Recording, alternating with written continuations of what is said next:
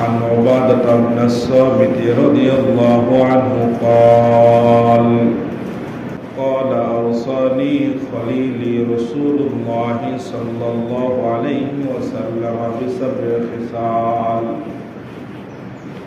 হযরত উবাদা ইবনে সামিত রাদিয়াল্লাহু তাআলা আনহু হাদিসের মধ্যে ইরশাদ করে বলেন, আমার খলিল, আমার প্রিয় বন্ধু জনাবে মুহাম্মদুর রাসূলুল্লাহ সাল্লাল্লাহু আলাইহি ওয়াসাল্লাম আমাকে 7টা বিষয়ের নসিহত করছেন। কয়টা বিষয়ের নসিহত? আল্লাহর হাবিব সাল্লাল্লাহু আলাইহি ওয়াসাল্লাম আমাকে 7টা বিষয়ের নসিহত করেছেন। এর মধ্যে একটা নসিহত হলো লা তুশরিকু বিল্লাহ, আল্লাহর সাথে কাউকে শরীক করিও না। লা তুশরিকু বিল্লাহ, আল্লাহর সাথে কাউকে শরীক করিও না। ওয়াইন কুতিয়তুম, যদিও তোমাকে টুকরা টুকরা করে ফেলা হয়। ওয়াইন কুতিয়তুম, যদিও তোমাকে টুকরা টুকরা করে ফেলা হয়। আও সুল্লিবতুম, তোমাকে যদিও শরীরে চড়ানো হয়। আও হররিকতুম, যদিও তোমাকে আগুনের মধ্যে পুড়িয়ে ফেলা হয়। হাবিবে কিবরিয়া জনাবে মুহাম্মদুর রাসূলুল্লাহ সাল্লাল্লাহু আলাইহি ওয়াসাল্লাম নসিহত করেছেন, আল্লাহর সাথে কাউকে শরীক করা যাবে না। তোমাকে যদি টুকরো টুকরো করে ফেলা হয়, তোমাকে যদি জ্বালিয়ে পুড়িয়ে দেওয়া হয়, যদিও তোমাকে শরীরেও চড়ানো হয়, তবুও আল্লাহর সাথে কাউকে শরীক করা যাবে না। যে শরীক করে সে হলো মুশরিক। যে আল্লাহর সাথে কাউকে শরীক করে তাকে কি বলে?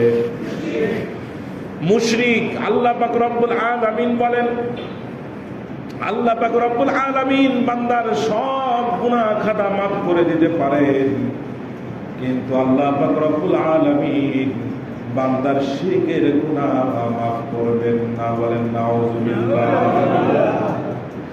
ইন্নাল্লাহা লা ইয়াগফিরু আন ইউশরাকা বিহি ওয়া ইয়াগফিরু মা দুনা যালিকা লিমান ইয়াশা।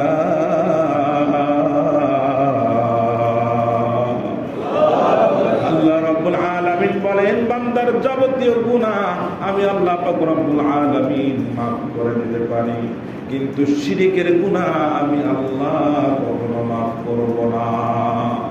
শিরক এর গুনাহ আল্লাহ কি করবেন না? মাফ করবেন না। মানে তওবা ছাড়া যদি কেউ মারা যায়, তো আল্লাহ তাআলা তার শিরকের গুনাহ কি করবেন না? মাফ করবেন। এই জন্য ভাই, দোস্ত, বুজুর্গ, ঈমান বড় দামি জিনিস, ঈমান বড় দামি সম্পদ। এই ঈমানের উপরে সদা সর্বদা অটল থাকতে হবে, অবিচল থাকতে হবে। জীবনের ধাপে ধাপে পরীক্ষা আসবে, জীবনের ধাপে ধাপে আল্লাহ পাক রব্বুল আলামিন পরীক্ষা নেবেন। যে পূর্ববর্তী আল্লাহ পাক রব্বুল আলামিন পবিত্র কালামুল্লাহ শরীফের এক জায়গায় বলতেছেন যে তারা কি মনে করে যে এমনি এমনি তারা জান্নাতে চলে যাবে, অথচ পূর্ববর্তী ওয়ালাদেরকে যেরকম ঈমানি পরীক্ষা নেওয়া হয়েছিল, তাদেরকে এই পরীক্ষা না নিয়া, পরীক্ষায় উত্তীর্ণ না হয়ে এমনি এমনি জান্নাতে চলে যাবে, এটাকে মানুষ মনে করে নাকি? বরঞ্চ ঈমানের পরীক্ষা প্রত্যেককেই দিতে হবে। যেই ব্যক্তি যত বড় মুমিন, যে ব্যক্তি যত বড় ঈমানদার, ওই ব্যক্তির ঈমানের মর্তবা অনুযায়ী, ওই ব্যক্তির ঈমানের পাওয়ার অনুযায়ী আল্লাহ রাব্বুল আলামিন তার ঈমানের পরীক্ষা নেবে। আমি আপনি যদি হয় ঠুনকো ঈমানদার, তাহলে আমাদের পরীক্ষা হবে ছোটখাটো বিষয় নিয়ে। আর যদি ঈমানটা মজবুত হয়ে যায়, ঈমান যদি শক্তিশালী হয়, তাহলে পরীক্ষাটাও কিন্তু এরকম শক্তিশালী পরীক্ষা আসবে। হযরত আসিয়া আলাইহিস সালাম, ফিরাউনের স্ত্রীর ব্যাপারে আমরা সকলেই জানি কি জানি না? বলেন। হ্যাঁ, এমন পরীক্ষা আল্লাহ পাক রব্বুল আলামিনের সামনে পেশ করেছেন। আল্লাহ পাক রব্বুল আলামিন যে পরীক্ষার মধ্যে উত্তীর্ণ হয়ে যে দোয়াটা উনি আল্লাহর কাছে করেছিলেন, ওই দোয়াটা আল্লাহ পাক রব্বুল আলামিন কিয়ামত পর্যন্ত আনেওয়ালা সকল মানুষের জন্য দৃষ্টান্ত হিসাবে রেখে দিয়েছে। দৃষ্টান্ত হিসেবে আল্লাহ তাআলা কালামুল্লাহ শরীফের মধ্যে বর্ণনা করেছেন وضرب الله للذين آمنوا امرأة فرعون إذ قالت رب ابن لي عندك بيتا في الجنة ونجني من فرعون وعمله ونجني من القوم الظالمين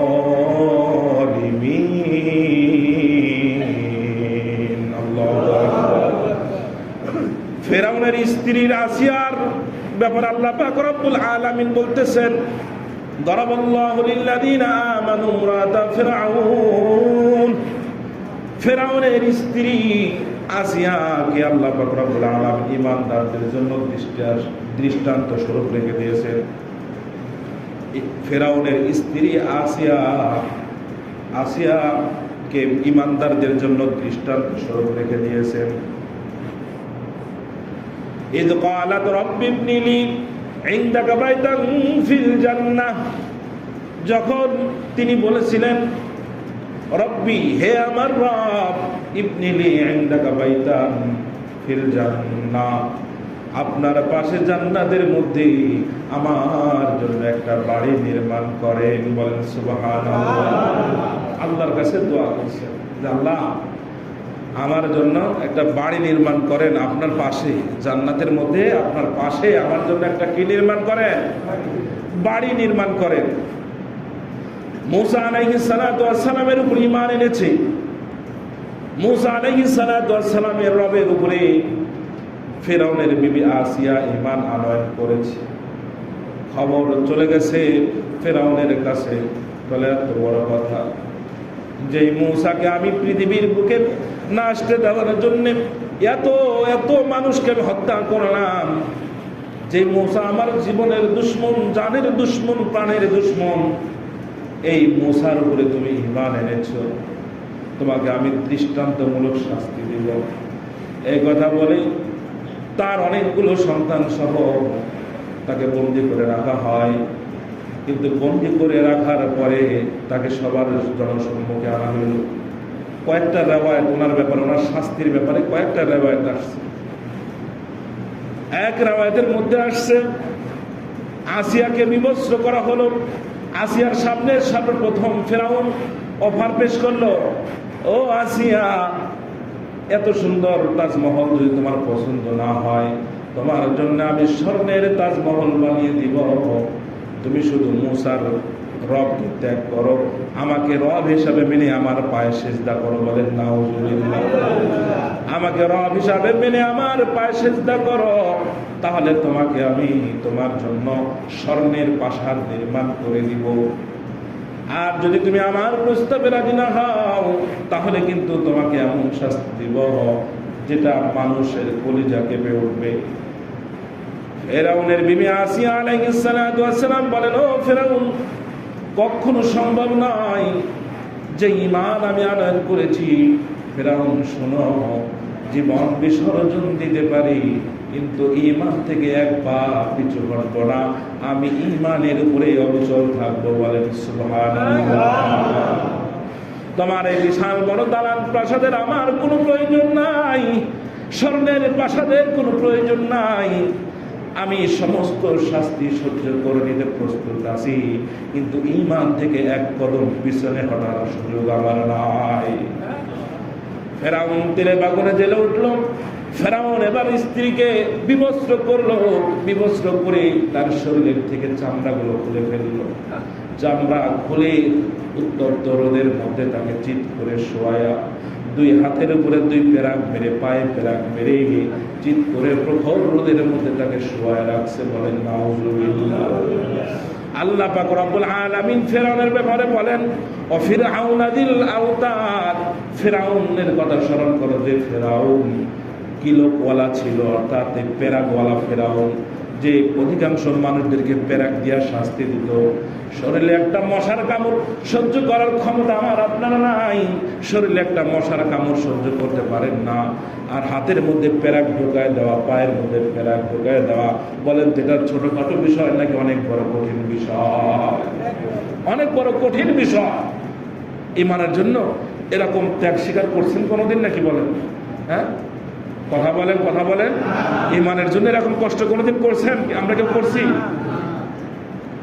ফেরাউনের কত শাস্তি, কত ভয়ঙ্কর ছিল। আল্লাহ বলেন ফিরাউনা দিল আওতাদ, যে ফেরাউন ছিল কিলো গলা ফেরাউন, পেরা গলা ফেরাউন, যে ফেরাউন মানুষকে পেরাক দেয়া দিয়া শাস্তি দিত। কি দিয়া শাস্তি দিত? শাস্তি দেওয়ার বিভিন্ন আইটেম ছিল, এর মধ্যে একটা পেরাক দিয়ে। আর এক রামায়তের মধ্যে আসছে ফেরাউন যখন প্রস্তাব দিল, আসিয়া প্রস্তাব প্রত্যাখ্যান করলো, বলে আসিয়া তোমার আমার ভিতরে কত সুন্দর সম্পর্ক ছিল, কত মধুর সম্পর্ক ছিল, কিন্তু আজকে এই সমস্ত সম্পর্ক ছেড়ে দিয়া তুমি মুসার রবের উপর ঈমান আনছো। আজকে যদি তুমি আমাকে যদি প্রভু হিসাবে মেনে নাও, আমাকে যদি তুমি প্রভু হিসাবে মেনে নাও আর আমার পায়ে যদি সিজদা করো, তাহলে আমি তোমাকে প্রাসাদ বানিয়ে দিব, স্বর্ণ দিয়ে প্রাসাদ বানিয়ে দিব, আমাদের সম্পর্ক আগের মতোই অটুট থাকবে। আর যদি তুমি আমার এই সম্পর্ক যদি প্রত্যাখ্যান করো, তাহলে কিন্তু এমন শাস্তি দিব, এটা ইতিহাস সাক্ষী হয়ে থাকবে, সমস্ত মানুষের কলিজা কেঁপে উঠবে। ফেরাউনের স্ত্রী আসিয়া বলেন, স্বামী আপনি যত বড় শাস্তি আমাকে দিতে পারেন দেন, কোনো অসুবিধা নাই, কিন্তু ঈমান থেকে এক পা পিছনে আমি হতে পারবো না। সন্তানগুলোকে সব আরো যে সন্তানগুলো ছিল আসিয়া, সন্তানগুলোকে আগুনের মধ্যে ফেলে দিল। আর আসিয়ার জন্য টকবক এক পাতিলের মধ্যে গরম তেল টকবক করে ফোটানো হলো। টকবক করে গরম তেল ফুটতেছে, আর আসিয়াকে সামনে ধরে বলতেছে, আসিয়া এখনো সময় আছে, ঈমান থেকে যদি পিছনে হটে আসো, আমাকে যদি প্রভু হিসাবে মেনে নাও, আমার পায়ে যদি সিজদা করো, তাহলে তুমি মুক্তি পেয়ে যাইবা। আর যদি তুমি আমাকে প্রভু হিসাবে মেনে না নাও, তাহলে কিন্তু আমি তোমাকে ছাড়বো না, এই কুড়ন্ত টকবকে তেলের মধ্যে তোমাকে ছেড়ে দিব। বলেন নাউজুবিল্লাহ। আসিয়া এবারে একই জবাব, এক পাও পিছন ঈমানের থেকে সরে নাই, একই জবাব, নিজের জীবন দেওয়া সম্ভব, টকবক তেলের মধ্যে ঝলসে যাওয়া সম্ভব, কিন্তু ঈমান থেকে এক কদম পিছনে হটার কোনো সুযোগ নাই। আমি এই টকবক তেলকে গ্রহণ করে নিলাম, কিন্তু ঈমান থেকে এক পা আমি পিছনে হতে পারবো না। জীবন যখন চলে যায়, যখন আগের যে রাওয়ায় জীবন যখন চলে যাবে, জীবন উষ্ণগত প্রায়, এমন সময় আল্লাহ পাক রব্বুল আলামিনের কাছে তখন আসিয়া দোয়া করেন, মালিক ফেরাউন আমাকে জান্নাতের দুনিয়ার বাড়ির অফার করছে, সুন্দর স্বর্ণের বাড়ির অফার করছে, আমি তোমার কাছে জান্নাতে একটা বাড়ি চাই, রব্বিবনি লি বাইতান ফিল জান্নাহ, আমাকে জান্নাতের মধ্যে একটা বাড়ি তুমি বানায় দাও, যেই বাড়িটা আপনার পাশে হবে, ইনদাকা বাই রব্বিবনি লি ইনদাকা বাইতান ফিল জান্নাহ ওয়ানাজ্জিনি মিন ফিরাউনা ওয়া আমালিহি, আর আমাকে ফিরাউন এবং ফিরাউনের কাজকর্ম অপকর্ম থেকে আপনি আমাকে নাজাত দেন, ওয়ানাজ্জিনি মিনাল কওমিজ যালিমিন, আর আপনি আমাকে জালিম সম্প্রদায় থেকে নাজাত দান করে। এই দোয়া কি করলেন? আসিয়া আলাইহিস সালাম এই দোয়া আল্লাহর কাছে করলেন। আল্লাহ পাক রব্বুল আলামিন তোর আগেই তার প্রাণ কি করছেন? বের করে নিয়েছেন। সুতরাং এই শাহাদাতের মৃত্যু এটা তেমন কষ্ট না, যদিও বিষয়টা অনেক কঠিন, কিন্তু আল্লাহ পাক রব্বুল আলামিন তাকে কি করতে পারে নাই, আর ঈমান আগেই নিয়ে জান্নাতের মধ্যে জান্নাতের নাজ ও নিয়ামত দেখাইছেন।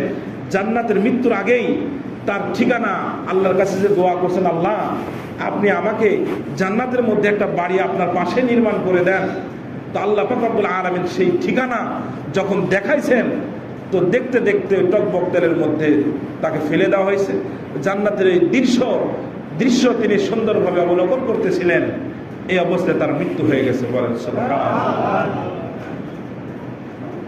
তো যখন মানুষ অন্যদিকে মনোযোগী থাকে, ছোটখাটো আঘাত সে অনুভব করে না, করে বলেন? যখন কারোর সাথে অনেক মারামারি, শরীরে কোনো জায়গায় খামসার দাগ থাকলে কিন্তু এটা দেখা যায় না, তখন ওইটা নজরেই বাঁধে না। বড় বড় যে ক্ষতগুলো সেগুলোর দিকে নজর থাকে। আর যদি কোনো আক্রমণে না হয়, তো ছোট্ট একটু আঁচড় দিলেও তখন ওই জায়গায় কি লাগে? ব্যথা লাগে। লাগে কি লাগে না বলেন? তো উনি জান্নাতের ওনার সে আবাসস্থল, যেটার জন্য আল্লাহর কাছে দোয়া করলেন, সে আবাসস্থল দেখতেছিলেন, দেখতে দেখতে তিনি শাহাদাত বরণ করছেন। সুবহানাল্লাহ। ইমানের উপরে তারা কত অবিচল ছিলেন, কত অটল ছিলেন। আর আমাদেরকে যদি অকার করা হয়, ঢাকা শহরের ধানমন্ডি এলাকায় একটা 10 তলা বিল্ডিং কাদিয়ানি হয়ে যায়, ও আর দেরি করবে বলেন? কত আছে কাদিয়ানি ইমান বিক্রি করছে, ইমান বিক্রি করছে, ইমান বিক্রি করে কাদিয়ানি হয়ে গেছে। কাদিয়ানিরা কাফের, কাদিয়ানিরা কি বলেন? কাফের, কাফের, কাফের, কাদিয়ানিরা কাফের। যে না বলবে সেও কি? কাদিয়ানিরা কাফের। কারণ আমাদের নবী শেষ নবী, আমাদের নবীর পরে আর কোনো নবী। অনুরূপ ভাবে আর একটা ঘটনা, মুস্তা, সেও ফেরাউনের বাড়ির একজন দাসী ছিলেন, কিন্তু ইমানটা বড় নির্ভেজাল ছিল, পাক্কা ইমানদার ছিলেন। আল্লাহ পাক রব্বুল আলামিন জিবরিল আমিনের মাধ্যমে হাবিবে কিবরিয়া জনাবে মুহাম্মদুর রাসূলুল্লাহ সাল্লাল্লাহু আলাইহি ওয়াসাল্লামকে যখন মিশর ভ্রমণ করাইতেছিলেন, মেরাজে নিয়ে গিয়েছিলেন, পথিমধ্যে যাওয়ার সময় তিনি একটা জান্নাতের ঘেরান পাইলেন। জিবরাইল আলাইহিস সালাতু ওয়াস সালামকে বলেন, ও জিবরাইল, জান্নাত মনে হয় অধিক নিকটে চলে আসছে, জান্নাতের ঘেরান থেকে পাওয়া যায়। হযরত জিবরাইল আলাইহিস সালাম বলেন, পয়গম্বর, আপনার সফর অনেক দূরে, এটার ব্যাপারে পরে আলোচনা হবে, আগে চলেন। আল্লাহ রাব্বুল আলামিন জিবরাইল আমিনকে বলেন, ও জিবরাইল, দাঁড়াও, আগে আমার হাবিবকে এই ঘটনাটা বলে নাও, এরপরে সামনে অগ্রসর হও। এবার জিবরিল আলাইহিস সালাম ঘটনা বলতেছেন, পয়গম্বর, জিবরিল আলাইহিস সালাম ঘটনা বলতেছেন পয়গম্বরকে। মুস্তা নামে একজন বান্দি ছিল, দাসী ছিল, যার কাজ ছিল শুধু মাথায় সিঁথি করে দেওয়া। কত শৌখিন জীবন, মাথায় সিঁথি করার জন্য একজন লোক মাথায় সিঁথি করবে। তো একদিন তার হাত থেকে তার চিরুনিটা পড়ে যায়, তার মেয়ের সিঁথি মাথায় কাটার সময় হাত থেকে চিরুনিটা পড়ে যায়। চিরুনি ওঠানোর সময় বিসমিল্লাহির রহমানির রহিম বলে তিনি এরকম ভাবে চিরুনিটা উঠাইতেছিলেন। আর সাথে সাথে ফেরাউনের মেয়ে বলতেছে, কি ব্যাপার, কার নাম মুখে নিলাম? বলে, এমন একজনের নাম আমি এই মুহূর্তে মুখে নিলাম, যিনি আমাকে সৃষ্টি করেছেন, তোমাকেও সৃষ্টি করেছেন, শুধু আমাকে নয়, তোমাকে নয়, তোমার বাবাকেও সৃষ্টি করেছেন। এই কুল কায়নাত তিনি কুন ফায়াকুন বলে সৃষ্টি করেছেন। ফেরাউনের মেয়ে বলে, এ মুস্তা, এই পৃথিবীর বুকে আমার বাবা ছাড়া আর তো কোনো ইলা নাই, আর তো কোনো খোদা নাই, আমার বাবাকে কি তাহলে তুমি খোদা হিসেবে মেনে নাও না? বলে, না না, আমি তো মুসার খোদার উপরে ঈমান আনয়ন করেছি, মুসার রবের উপরে ঈমান আনয়ন করছি, সুতরাং প্রভু হিসাবে আমি তাকেই মানি যে আমাকে সৃষ্টি করেছে, তোমাকে সৃষ্টি করেছে, তোমার বাবাকে সৃষ্টি করছে।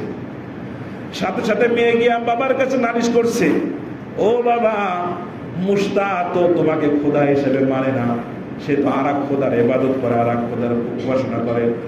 বিস্তারিত ঘটনা শোনার পরে মুস্তাকে ডাকলো।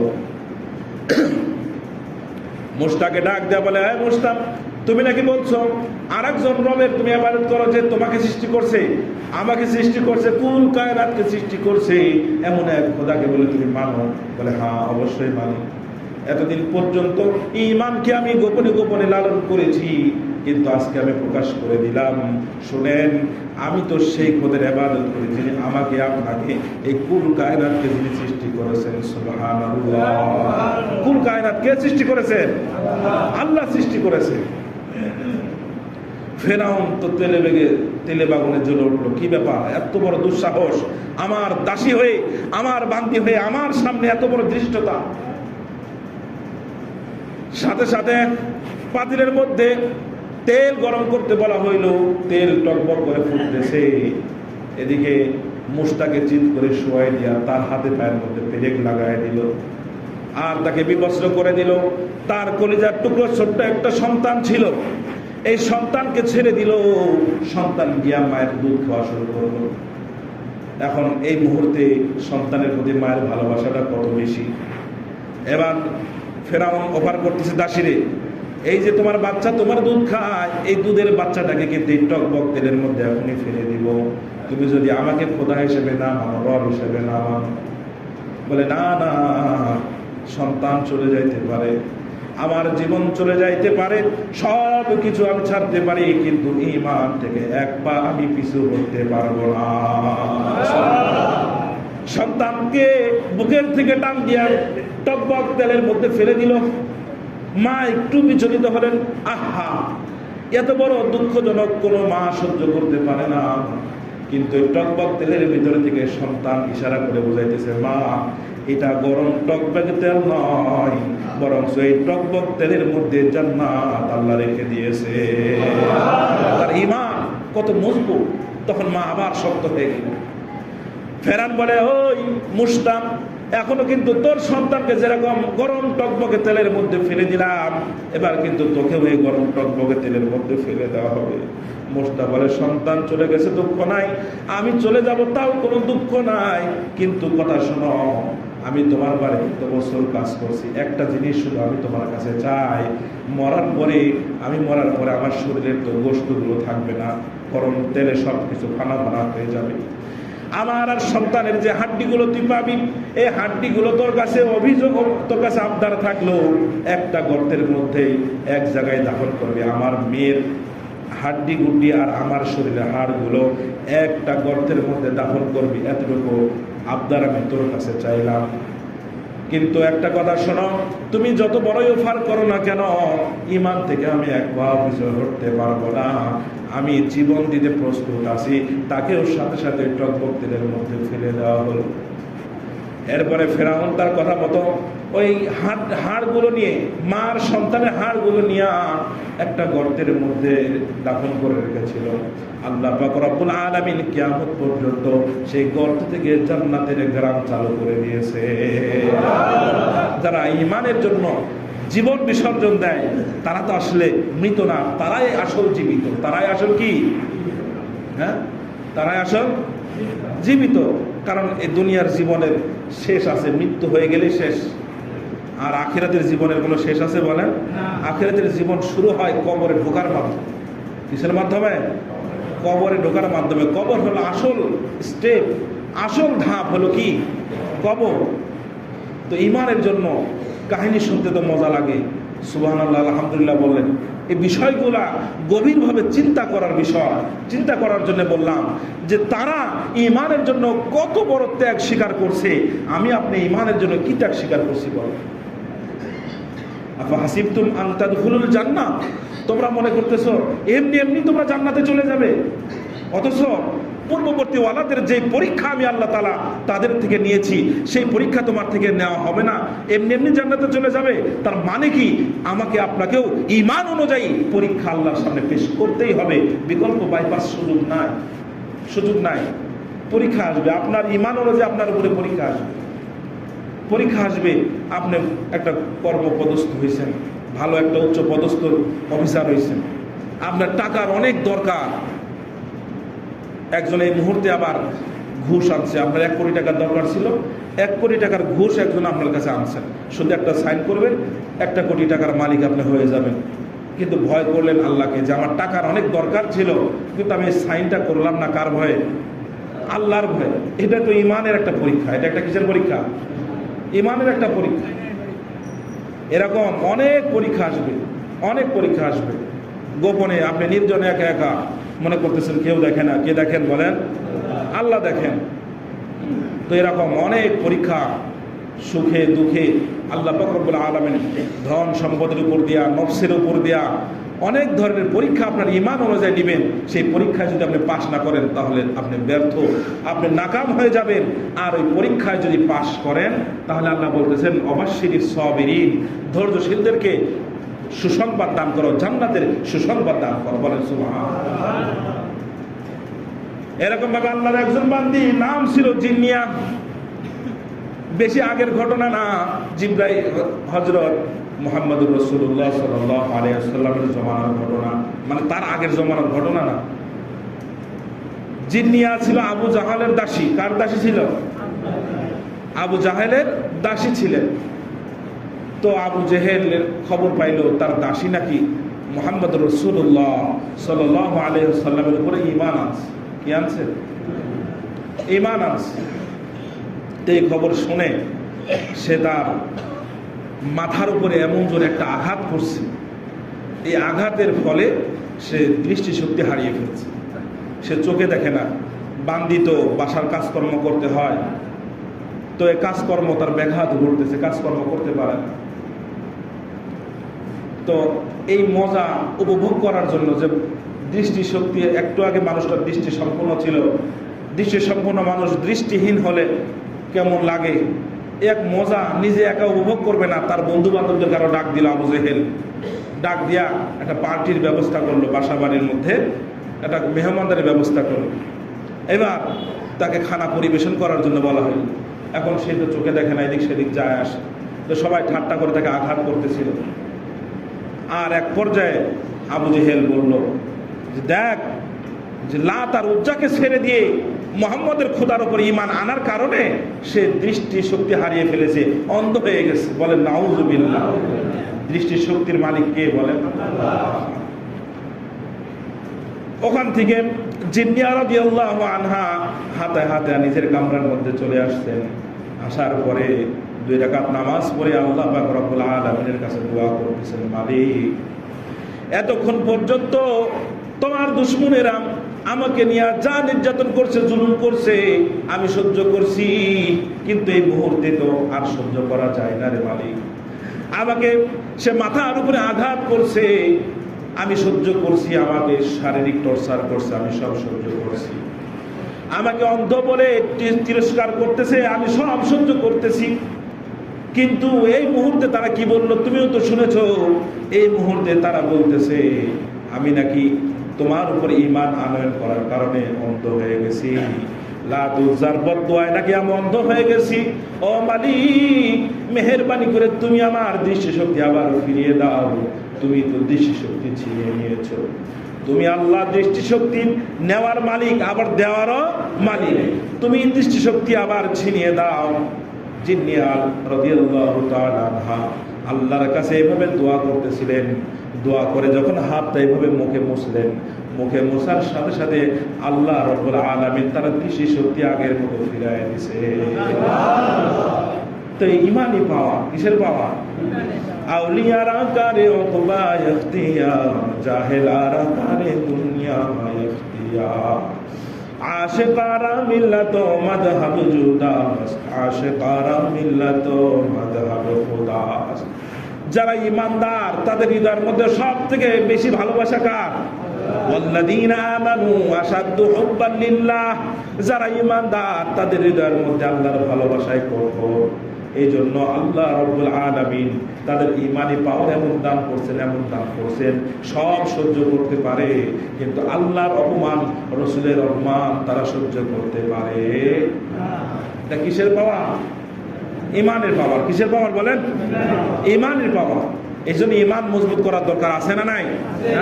আল্লাহর কাছে ইমানের জন্য জীবনে দোয়া করছেন যে আল্লাহ আমার ইমানকে মজবুত করে দেন, দোয়া করছেন কোনোদিন?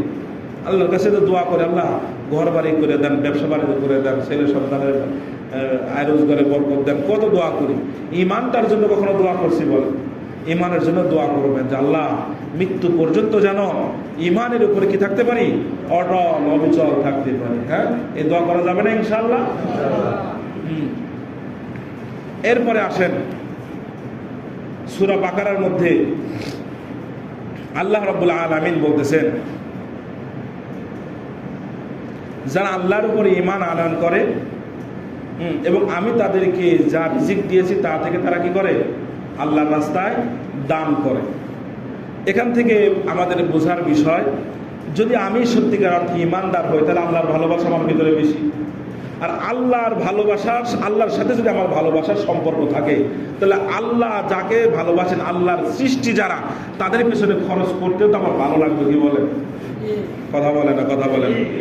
ছেলে মেয়ে দুঃসম্পর্ক তৈরি করে, নাজায়েজ সম্পর্ক তৈরি করে, তো এক ছেলে এক মেয়েকে অনেক কিছু গিফট দেয়, দেয় কি দেয় না? শুধু তাকেই দেয়, ওই মেয়ের সাথে যার যার সম্পর্ক আছে তাদেরকেও কি করে? উপহার দেয়, পুরস্কার দেয়। বাপ মা যদি টাকা না দেয়, কামাই রুজি করলে ভালো, আর কামাই রুজি না করলে বাপ মার আলমারি চুরি করে, তা নাহলে চায় নয়, না হলে আর এক জায়গাতে চুরি করে। চুরি করে হইলেও নিজের বান্ধবী যারা, বান্ধবীর বান্ধবীদেরকে কি করে? হাদিয়া দেয়, গিফট দেয়। তো সত্যিকার অর্থে কোনো মুমিন যদি আল্লাহকে ভালোবাসে, তাহলে আল্লাহর মাখলুককে তো সে ভালোবাসবে নাকি বলেন? কথা বলে না? কথা বলেন। আল্লাহকে ভালোবাসলে আল্লাহর মাখলুককে ভালোবাসতে হবে কিনা বলেন? আল্লাহকে ভালোবাসি, আল্লাহর মাখলুককে ভালোবাসি না। জামাইকে ভালোবাসি, জামার মা বাবা ভালো লাগে না, চলবে বলেন? এই বউ চলবে নাকি বলেন? তো এই ভালোবাসা চলবে না। আল্লাহকে ভালোবাসলে আল্লাহর সৃষ্টিদেরকেও কি বাসতে হবে? ভালোবাসতে হবে। এই একটা কথা আয়াতের থেকে আমরা পাইলাম। আর এক জায়গায় আল্লাহ হাবিব সাল্লাল্লাহু আলাইহি ওয়াসাল্লাম বলতেছেন, আল মুসলিমু কা জাসাদিন ওয়াহিদ, মুসলমান হলো এক শরীরের মতো। কিসের মতো? ইনিস্তাকা আইনুহু ইস্তাকা কুল্লুহু, যদি চোখে ব্যথা লাগে সারা শরীরে ব্যথা লাগে। লাগে কি লাগে না? নাকি চোখ ব্যথা পেলে চোখেরটা চোখেই বুঝে, আর অন্য কোনো অঙ্গ প্রত্যঙ্গের কোনো ব্যথা লাগে না, এরকম নাকি? ইনিস্তাকা রসুহু ইস্তাকা কুল্লুহু, যদি মাথায় আঘাত পায়, মাথা ব্যথা হয়, তাহলে সারা শরীর সেটার অনুভব হয়। হয় কি হয় না বলেন? কারণ এটা একই দেহের অন্তর্ভুক্ত। তো মুসলমান হলো, সারা পৃথিবীর বুকে যত মুসলমান আছে সব হলো এক দেহের মতো। কিসের মতো বলেন? আপনার ভাই যদি কোনো কষ্ট পায়, কোনো সমস্যায় পড়ে, তাহলে আপনাকে পাশে দাঁড়ানোর দরকার আছে না নাই? আছে না নাই বলেন?